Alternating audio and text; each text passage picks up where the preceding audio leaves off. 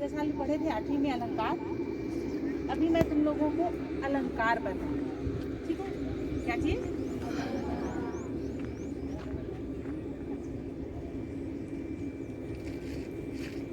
काव्य में अलंकार किसे कहते हैं? सबसे पहले ये बताओ, लड़कियां गहना क्यों पहनती है? मैं भी पहनी हूँ, तुम लोग भी पहने हो, सबने पहने हो गहना। लड़कियां पहनी है, क्यों पहनती है गहना? हाँ, कि मैं सुंदर दिखूं, अच्छी दिखूं, है ना?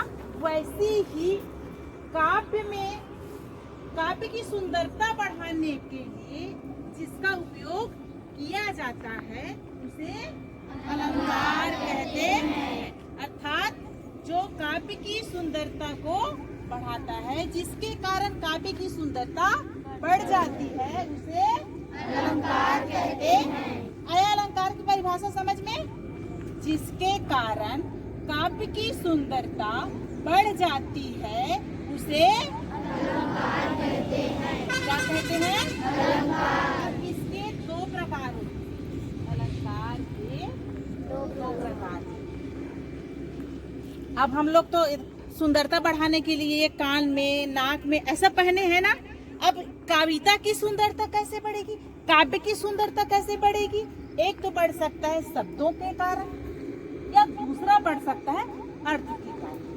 उसको पहनाएंगे नहीं। तो अलंकार के दो प्रकार होते हैं। पहला होता है शब्दा अलंकार और दूसरा होता है अर्था अलंकार। अर्था अलंकार, ये इसके दो प्रकार। अब शब्दालंकार किसे कहते हैं? जब काव्य की सुंदरता शब्दों के कारण बढ़ जाती है तब उसे शब्दालंकार, नाम से स्पष्ट हो रहा है। जब काव्य की सुंदरता या जिस शब्दों के कारण अगर काव्य की सुंदरता बढ़ जाती है तब उसे शब्दालंकार। इसमें क्या होगा? जब अर्थ के कारण काव्य की सुंदरता बढ़ जाती है तब उसे अर्था अलंकार कहते हैं। अब इसके भी प्रकार हैं, शब्दालंकार के भी प्रकार हैं।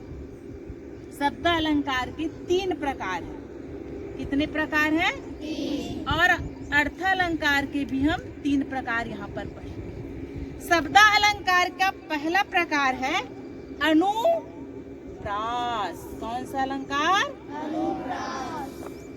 दूसरा होता है यमक और तीसरा होता है श्लेष। उसी प्रकार से अर्थालंकार को भी 3 भागों में बांटा गया है। इसका पहला है उपमा। कौन सा अलंकार? उपमा। और इसका दूसरा है रूपक और तीसरा होता है उत्प्रेक्षा अलंकार। तो सबसे पहले हम शब्दा अलंकार के प्रकार, यहाँ तक के समझ आ रहे पूरा? शब्दा अलंकार के पहला प्रकार है अनुप्रास अलंकार। कौन सा अलंकार? अनुप्रास। अब हमको ये जानना है अनुप्रास अलंकार किसे कहते हैं। तो जब कविता में एक ही वर्ण की आवृत्ति बार बार होती है तब उसे अनुप्रास अलंकार। जैसे कोई कविता है और उस कविता में एक ही वर्ण, शब्द नहीं कह रही हूँ मैं, क्या कह रही हूँ? वर्ण समझते हो ना? आ आ ई ये सब क्या कहलाते हैं? तो एक ही वर्ण जब बार बार आता है, जैसे चारु चंद्र की चंचल किरणें, अनुप्रास अलंकार की उदाहरण है चारु चंद्र की चंचल। इसमें कौन सा वर्ण बार बार आ रहा है? कौन सा वर्ण बार बार आ रहा है? चा वर्ण बार बार आ रहा है। तो ये कविता कौन से अलंकार का उदाहरण है? कौन सा अलंकार का? तो जिसमें एक ही वर्ण बार बार आए, तो अब जान जाओगे ये कौन सा अलंकार होगा? छाट लोगे नहीं जी? उसी प्रकार से अब दूसरा आता है यमक अलंकार। ये अनुप्रास का उदाहरण हो गया है ना। अब हम देखते हैं यमक अलंकार का उदाहरण। यमक अलंकार किसे कहते हैं? जब किसी कविता में एक ही शब्द दो या दो से अधिक बार आए परंतु हर बार उसका अर्थ अलग अलग हो।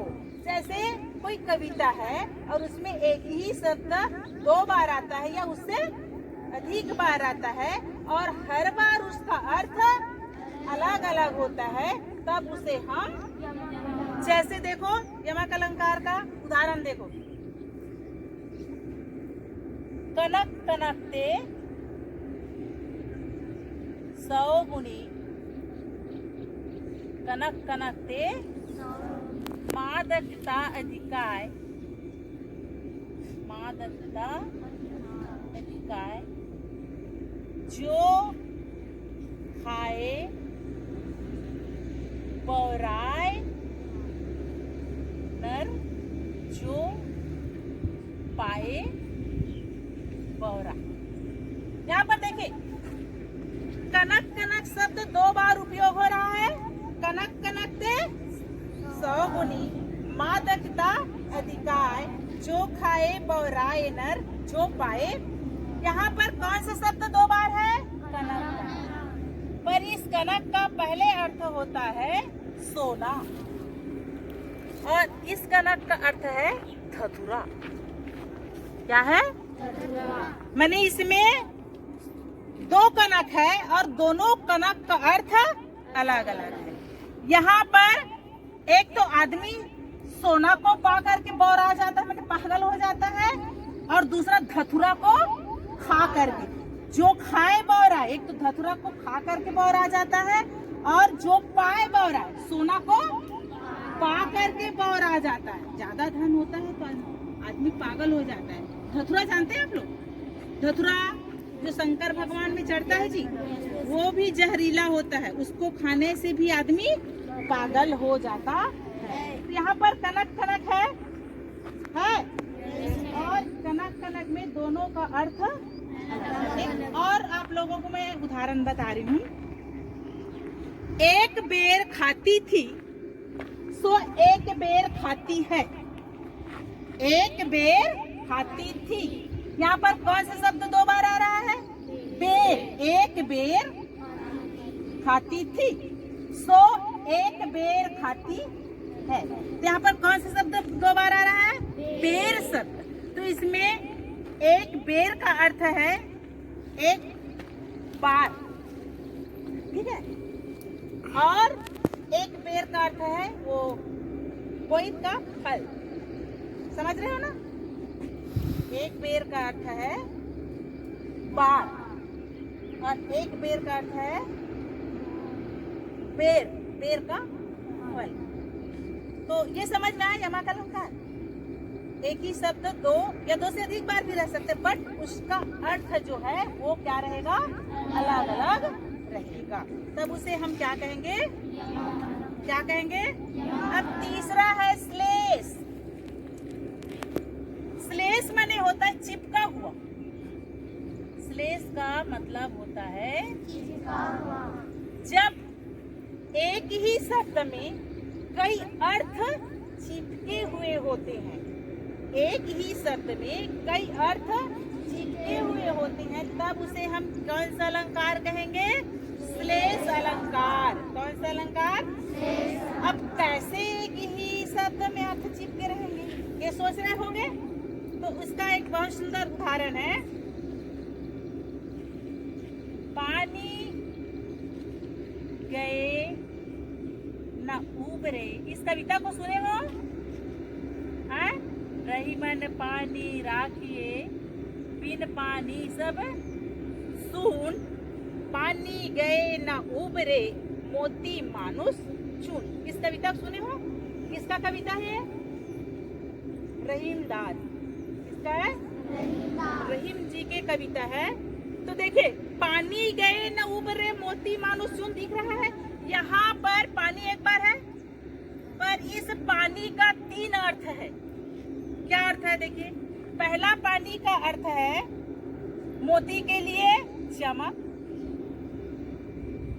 दूसरा मनुष्य के लिए इज्जत, ये पानी का अर्थ है ना। इस पानी का अर्थ है मोती के लिए चमक, मनुष्य के लिए इज्जत, और चून, चून मीन्स आटा जी, उसके लिए होता है जल। तो इस पानी में 3 अर्थ चिपका है। चिपका है कि नहीं चिपका है? ये पानी है पर इसका 3 अर्थ है। एक तो है चमक, एक तो है इज्जत, और एक तो है जल। तो इस प्रकार से ये कौन सा अलंकार का उदाहरण होगा? कौन सा अलंकार का?